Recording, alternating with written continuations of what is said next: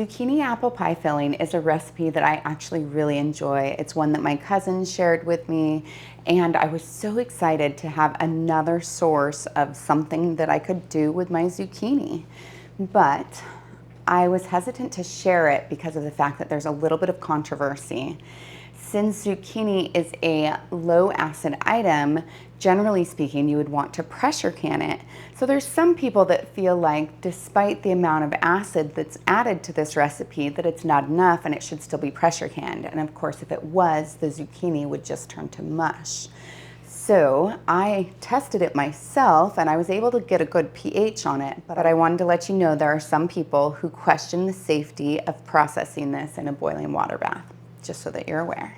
To begin with, I peel all of my zucchini, really those great big zucchinis, the ones that you miss because they're just kind of growing in the garden underneath a couple of leaves and all of a sudden you realize they're ginormous. Those are the perfect ones to use for this. After peeling them, I cut off the ends, slice them down the center, and then I use a spoon to pull out all of the seeds. This is why the big ones are better, because that meat portion is going to be a lot thicker on the bigger ones. Then I dice them into 1/2 to 1 inch dices. I want them to be a fairly good sized chunk, just like I would an apple for an apple pie. Now I'll place my diced zucchini into a large pot, and I have 1 cup of apple juice measured. I'll pour just half of it in at this point, so about 2 cups. Then I'll place this on the stove and bring it to a boil. Now that it's come to a boil, I'll reduce the heat and let it simmer for 10 minutes. So it's simmered for 10 minutes, and at this point what I want to do is strain out all of the zucchini from that juice. Essentially what I was doing was infusing the apple taste into the zucchini itself. Now I need to make the syrup though. So I need to get those zucchini out of the way so that they don't get mushy when I'm actually making this syrup. Now I'll set that zucchini off to the side, and I'll actually set this off to the side too because I need to start with my dry ingredients. I'll begin with 2 cups of white sugar, and then I'll add 1 cup of brown sugar to that. 1/2 of a cup of clear gel, which is a modified cornstarch.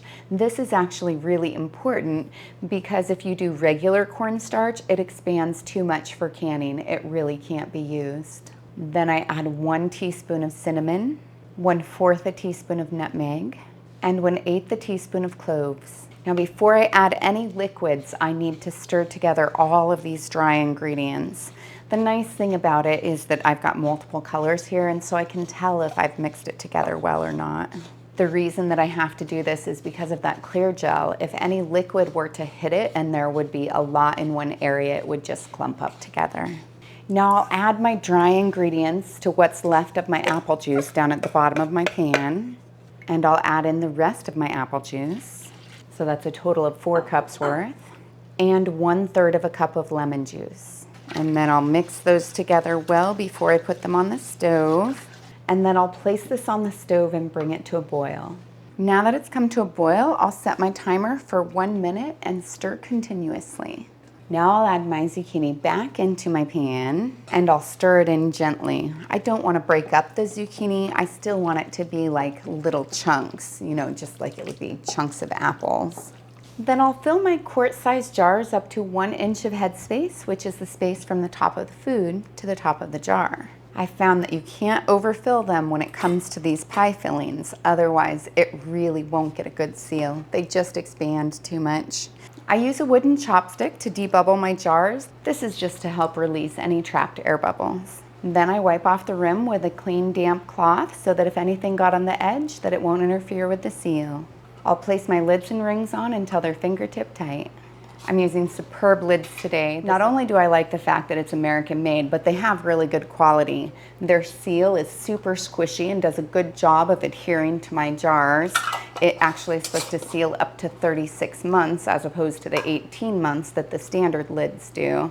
And they've just been a really good company to work with. I have a link as well as a 20% off discount code in the description below. Now I'll place these in my boiling water bath, submerged by 1 to 2 inches of water, and process them for 25 minutes if I'm at sea level. I'm at 1,200 feet, so I'll go for 30. But I won't start my timer until after it starts to boil. Now that the timer's gone off, I'll remove the lid, turn off the heat, and let it cool for 5 minutes. Then I'll place the jars on a heat-resistant surface about 1 to 2 inches apart so that they can cool down quickly. I'll allow them to sit there for 24 hours so that they can get a good seal. I know they have a good seal if the center of the lid has depressed down. If it has, I'll remove the rings, wash them with hot soapy water, and store them in a cool, dry, dark location like my pantry, and use them in the next 1 to 3 years. If for some reason they didn't seal, I would place them in the refrigerator and use them right away. So the taste tester, which I'm sure is what you're all wondering about. Okay, so I've got a fair amount of syrup. I've got 1 little zucchini piece. So the syrup is phenomenal.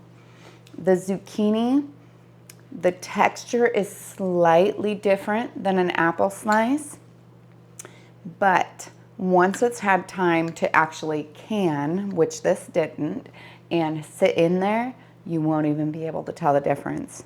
Actually, it's pretty amazing that the taste tastes so much like an apple.